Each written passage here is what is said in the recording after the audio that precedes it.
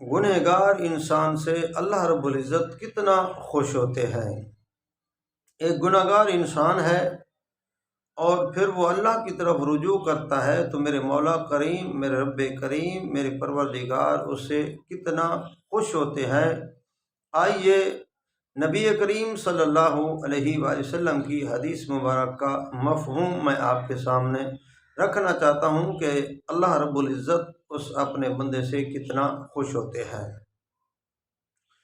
تو رسول کریم صلی اللہ علیہ وآلہ وسلم نے فرمایا کہ ایک انسان سفر کر رہا ہو، اس کے ساتھ اس کے پاس ایک اونٹنی ہو اور اونٹنی کے اوپر اس کے کھانے پینے کا سامان لدا ہوا ہو، اور یہ سفر کرتے کرتے جنگل بیابان کے اندر پہنچ جاتا ہے۔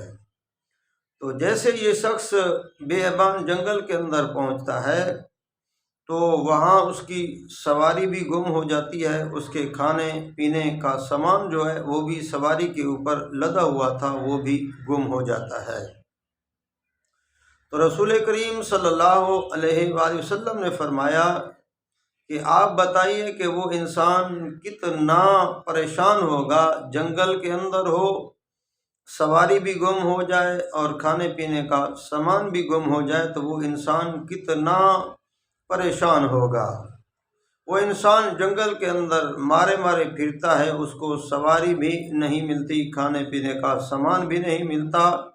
وہ مایوس ہو کر پھر اسی جگہ پر آ کر بیٹھ جاتا ہے جہاں سے اس کی سواری، جہاں سے اس کی اونٹنی گم ہوئی تھی۔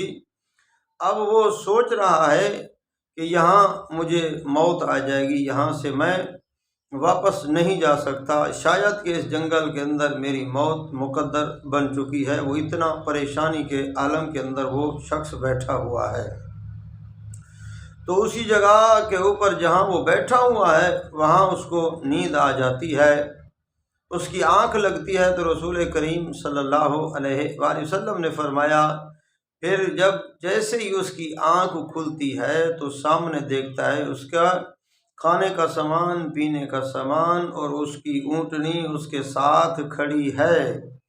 تو میرے نبی کریم صلی اللہ علیہ وآلہ وسلم نے فرمایا کہ بتائیے کہ وہ انسان کتنا خوش ہوگا جو اس حال میں تھا کہ اب میں یہاں سے بچ کر نہیں جا سکتا، مجھے موت آ جائے گی، میں یہاں مر جاؤں گا، سواری بھی نہیں ہے، کھانے پینے کا سامان بھی نہیں ہے۔ تو رسول کریم صلی اللہ علیہ وآلہ وسلم نے فرمایا جیسے اچانک اس کو وہ سواری، کھانے پینے کا سامان ملتا ہے تو وہ کیسے خوش ہوگا؟ تو فرمایا وہ بہت ہی خوش ہوگا، اس کی خوشی کی انتہا نہیں ہوگی۔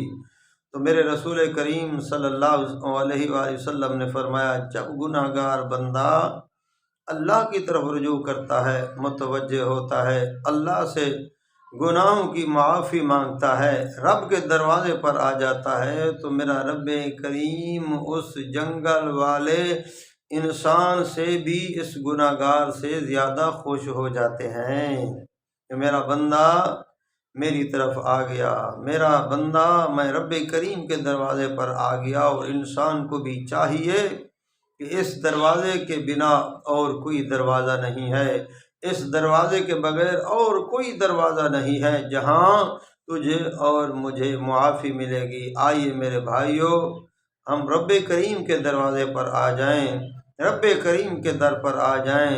رب کریم کے دروازے پر جب ہم آ جائیں گے تو اللہ کی رحمت ہمیں اپنے آغوش میں بٹھا لے گی، اللہ رب العزت ہمارے اوپر رحمتیں نازل فرمائیں گے، اللہ رب العزت ہمارے اوپر خوش ہو جائیں گے۔ آئیے میرے بھائیوں اگر ہم اپنے رب کریم کو خوش کرنا چاہتے ہیں تو اپنے گناہوں کی معافی مانگ لیں تو رب کریم ہم سے خوش ہو جائیں گے۔